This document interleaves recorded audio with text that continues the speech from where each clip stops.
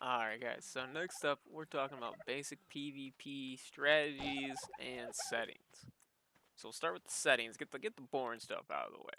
So first off, what you're gonna want to do is make sure you have shadows set to low. Because if you have shadows on, they kind of can obstruct your view. Nobody likes them. So we make sure we turn those down so we can see.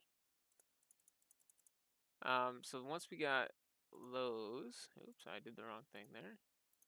You're gonna also want to make sure sky quality is turned down, as well as ground density, distance, and mesh level of detail. That basically just makes it so you can see people in bushes easier.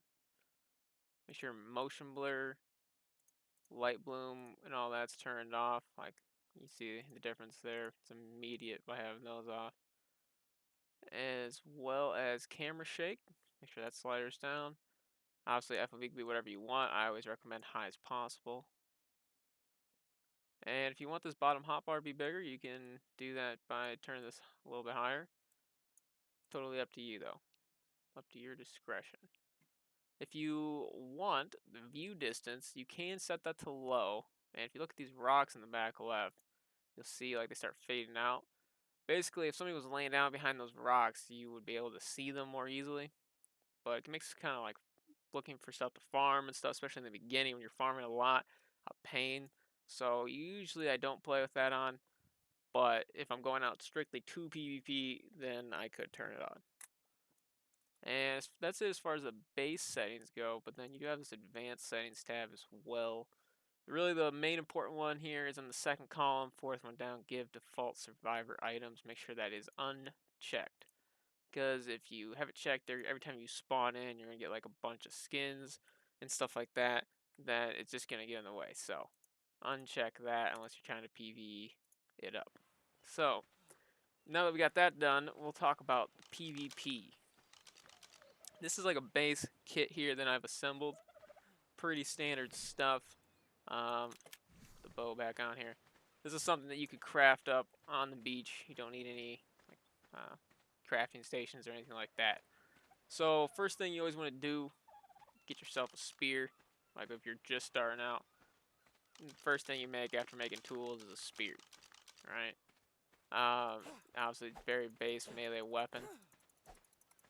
Next tier up from that is, you can always make a bow. Problem with the bow is, at least in Ark Survival Evolved, hopefully Ascended is better, there's a good amount of desync that you run into. And that kind of leads to you not really, your shots obviously registering and you ended up losing fights. So hopefully it's a little bit better. And the bow's not horrible, but it's definitely not the strongest option, but very good for PvE. But the torch is actually very slept on for PvP. Because if I can find something to melee here, like this dodo, you run up and whack somebody, they get caught on fire. So then you just kind of keep whacking and then boom, dead dodo. So that's always a good thing to have on you. Right behind that is the club. The club, basically the same thing as a torch, except for instead of doing damage, it does torpor. So regardless of what people are wearing, everybody has a set amount of torpor. And if you get that torpor bar filled up, they'll get knocked out. So that's why people run clubs, is because it doesn't matter what army you're going up against. Well, it does a little bit, but you know what I'm saying. So you'll whack them, and they'll get knocked out, and then they'll still be alive, and you can take their stuff. Now, next important is the bola. This is kind of like the bread and butter. You want to carry a lot of these, as many as you can. Kind of, they're great for PvE because you can bola like this parasaur and kill it or trank it or whatever you're gonna do. But if you get rolled up on, you can also bola players. And once you get a player bola, it's a great time for you to go in with your club because they can't move for like 30 seconds and knock them out. Now, if you get bola'd, say I'm bola'd, so I can't move. But the best thing to do is to crouch, and if you have a shield, like I do in this case, which is also very important to have on you, hold right click, and you can block. And as long as your shield doesn't break, anything coming in and hitting the shield will get absorbed. Now, a strat a lot of people like to do when they get bullied is to crouch, block, and then, like jump and then kind of like cycle back through with the crouching and everything. The reason for that is, you're hard to hit if you keep moving. So you can't move side to side, so they're like, let's just move vertically. So they kind of like alternate between jumping, crouching, blocking, jumping, crouching, blocking, that kind of stuff. So having shield is very important. Even a wooden shield is better than nothing. You can carry multiple shields because they break pretty quick, but they're kind of heavy, so not very practical. But if you can find the weight, more power to you. So another thing that's good to carry is sleeping bags. Sleeping bags are like a normal bed, except for they don't need to be put on a foundation. You can slap them down anywhere, pick them up at any time. If you're about to get in PvP, slap down a bag, and go PvP. In the worst case scenario, you die, and hopefully your buddies win, and you can spawn back on your bag and get your stuff, or maybe pick up a kid off somebody else and get back right back into the fight. So if people start getting like crossbows, a little higher tech, then they might get grappling hooks. If people get grappling hooks, then they can shoot these and hook like to you. So if I were to like have another enemy player and shoot this at them, my weight would get added to their weight. So if I weigh 200 pounds and they have 100 pounds of stuff on them, that adds up to 300. If their max weight is 300 or less, then they're automatically overweight, which means that they aren't going to be able to move anywhere. So that's a pretty common strategy as well. And if you get grappled, you're going to have to cut it, which is similar to like Atlas and all those games if you ever played it.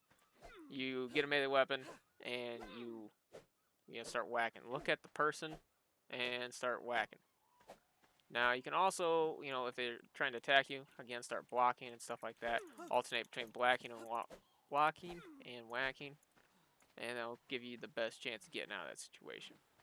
Now, parachutes are essential to any PvP kit. If there's pteranodons picking you up, they're gonna like pick you up in the air, but then they're gonna be overweight, so then they're probably gonna drop you right away. So you'll be about this high, and you immediately, as soon as you start falling, you need to pop a parachute, because otherwise you're gonna die from fall damage. And if say they for some reason carry you up way up here, you don't want to pop the parachute until you get down lower. You want to be right here. Now, you're going to take a little bit of fall damage, but it's better to take a little bit of fall damage, right, than pop the parachute way up here because, well, multiple reasons. You're going to be forever before you get back in the fight, and that Pteranodon's still flying around. So they're going to come back and kill you while you're helpless in the air here. So you're going to want to, be in the air as little time as possible. So you just kind of practice, get that perfect parachute. Like that time, I wouldn't have taken any damage really. So just kind of all the timing thing. And the rest of this gear, pikes. I mean, melee's not really meta, at least in Ark Survival Evolved.